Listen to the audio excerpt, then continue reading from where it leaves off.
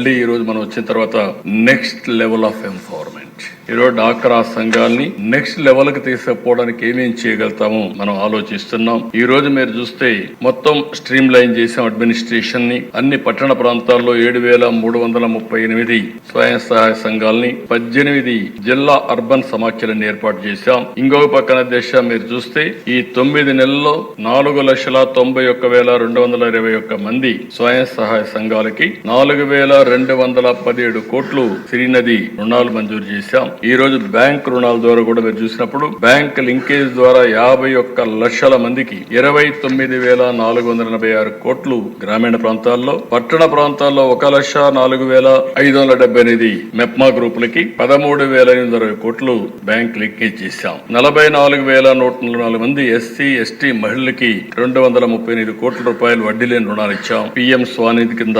1,04,478 మంది మహిళా వీధి వ్యాపారుల కోసం 235 కోట్లు సహాయం చేశాం. డిజిటల్ మార్కెట్ లోని 9,241 మంది పట్టణ ప్రాంత సభ్యులకు శిక్షణ ఇచ్చాం. ఇది కాకుండా దేశ నెల్లూరు జిల్లాలో ఒక ప్రాజెక్ట్ తీసుకున్నారు, స్మార్ట్ స్ట్రీట్ వెండింగ్ మిషన్. దీని కింద 9,50,00,000 ఖర్చు పెట్టారు. దీన్ని స్ఫూర్తిగా తీసుకుని ఇంకొక 72 కోట్లతో విశాఖపట్నం, విజయవాడ, శ్రీకాకుళం, మంగళగిరి, ఒంగోలు, పిఠాపురం, కుప్పంలో కూడా ఇవన్నీ ప్రారంభిస్తున్నాం.